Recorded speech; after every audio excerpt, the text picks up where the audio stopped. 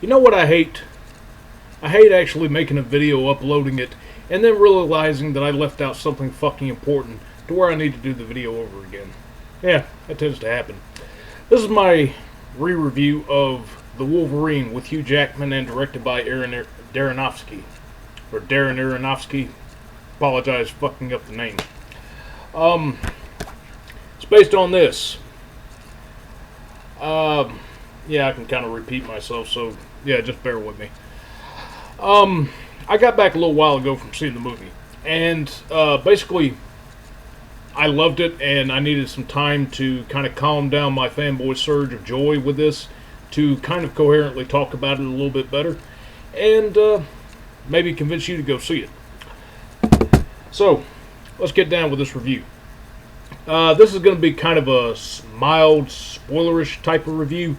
I do plan on following up probably in the next week with an in-depth review on this, really because there's a lot more that I want to say about this movie, and since it's just out right now, this is a rare opportunity that I actually get to review a movie the weekend that it's released. I'm just going to kind of do some mildly spoilerish stuff with it, and an in-depth will follow later on. So, this movie, single-handedly right now, I'm going to say is the best superhero movie I've seen all summer. A week before this, I actually finally got to see The Man of Steel. I'm not going to talk about that one too much, but a little bit of that will kind of come in comparison to this movie in a certain aspect. Basically, I'm happy that this movie happened. A lot of people have hyped this movie up since it's come out, and it's one of those rare exceptions where this movie is actually worth the hype to me. This is the 6th installment in the X-Men franchise, and it succeeds in a lot of ways in which the first 5 movies did not do so well with this character to me. Now, Hugh Jackman did a terrific Wolverine when he had to play Wolverine in those first 4 movies. The thing is, though, that this is the first time that I've actually been able to become emotionally invested with this character in this movie based solely on his performance and the material that he executes so flawlessly along with a lot of the other actors. What did I do with it? I just had it. Here it is. Now, this is a really good story based on Wolverine. If you don't read comics, like, people tout Watchmen, The Dark Knight Returns, and V for Vendetta as comic books for people who should not, that don't usually read comics, and they should check out. This is one of those books. Hugh Jackman had talked about since the Wolverine Origins movie that he absolutely loved this, and he really wanted to try and do the best that he could to make a movie based solely on this material, and it finally happened. This movie lives up to the title in a lot of ways. Whereas X-Men Origins Wolverine fucked up in a lot of ways, this movie actually succeeds with living up to its title. This is the Wolverine, and it is his story. He shares screen with a couple other mutants and a lot of other people in this movie, so that's not really important. Whereas, the first 3 X-Men movies and Origins were all basically just Wolverine co-starring a bunch of other mutants. And out of those first 3 X movies, I love X2 the best. So going to this movie and seeing it was the pinnacle of joy for me, because I have not seen a great X movie since X2 10 years ago.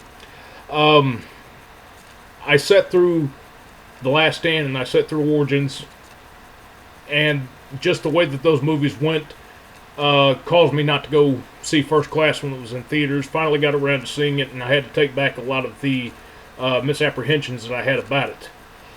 And I'm glad that they did what they did with this movie. Wolverine goes through a character arc in this movie.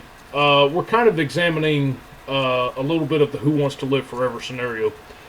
And I haven't seen it explored this good in a movie since I watched the first Highlander. They really do a good job with this. The thing with Wolverine is that he gets his powers taken away from him, so he has to know what us mortals feel like.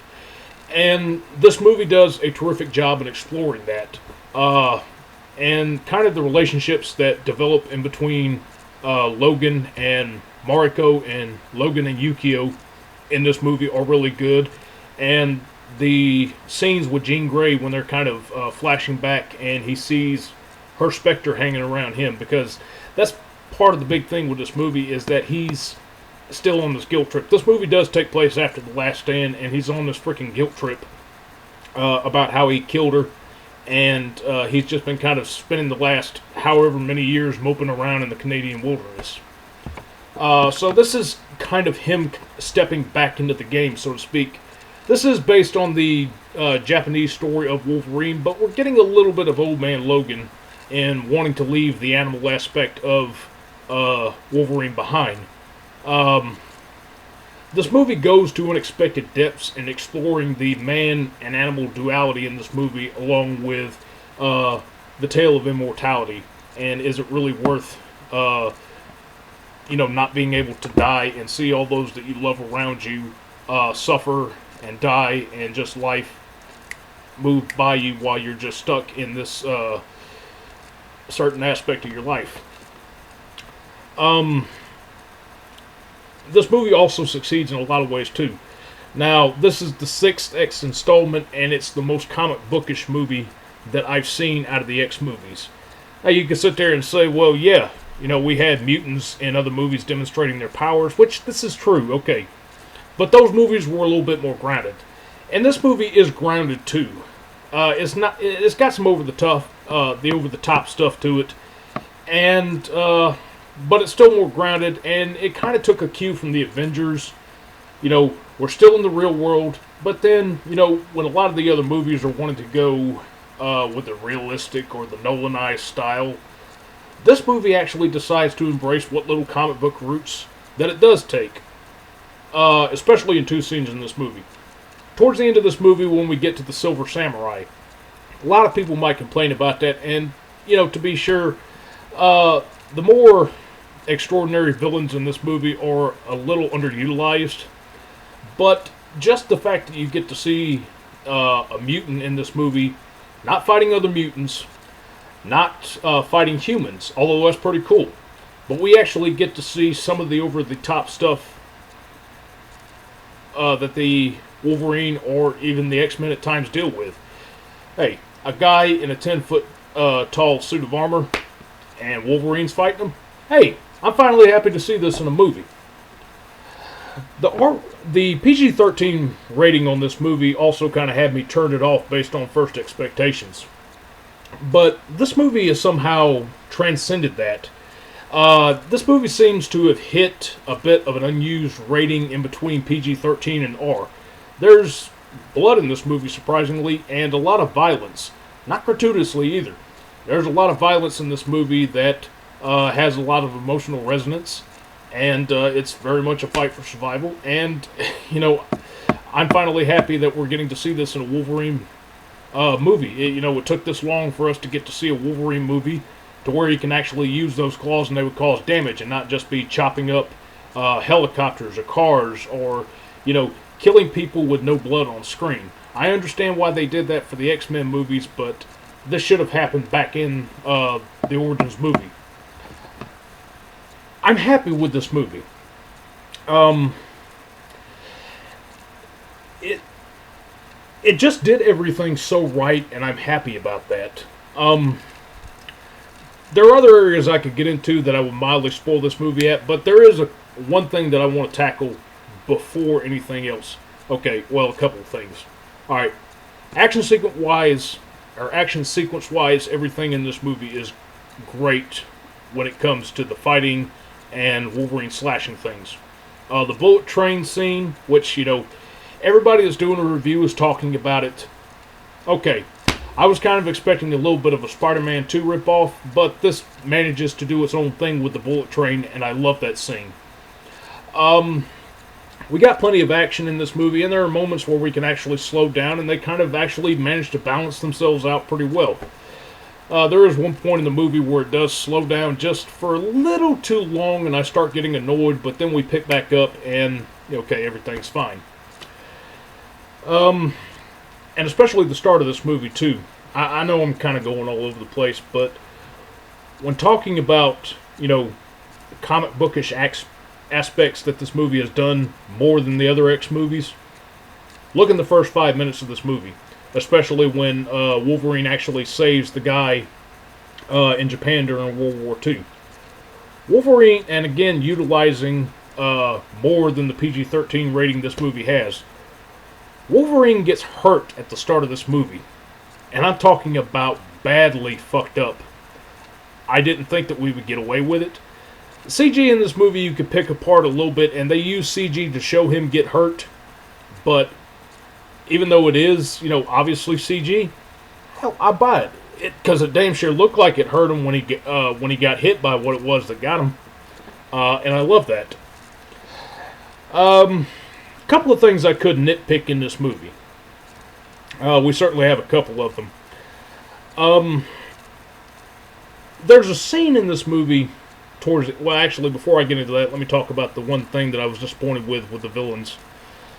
Silver Samurai is touted as the main villain of this movie. Underused in a lot of ways. And we don't really have the Silver Samurai in here per se. We maybe get an image of the actual Silver Samurai for all of about 5 seconds. And that's it. So that's kind of disappointing. But Viper, who everybody's kind of comparing her to a blonde Poison Ivy from Batman and Robin. Yeah, I can see that. She's hot. But that's about it for her. She's a good actress, too. Apparently, she enjoys playing a villain with no redeeming features whatsoever. Looks like a blonde Metal Sanaz. But we have no idea where she's come from. One of the things that kind of carries this movie, I know this is a character study of Wolverine, which is the intention of this movie, but I would have liked a little bit more of a villain with a background. And I'm kind of disappointed that I didn't get that with Viper. She's just kind of there to get the ball rolling and do evil things. And that's kind of it. No background really on her, and that's kind of a disappointment. And then there's something else that happens at the end of this movie. Now, this is kind of a point to where I have to draw a comparison with Origins. And I can kind of draw comparisons with Iron Man 3 a little bit. There's something that happens to Wolverine at the end of this movie as he's fighting the Silver Samurai. I'm not going to say what it is, and it's not as drastic of a change as what happened to Tony Stark at the end of Iron Man 3, where he could stop being who he is. But it's kind of something that, like, there were a lot of moments in this movie I called on certain things for twists and developments.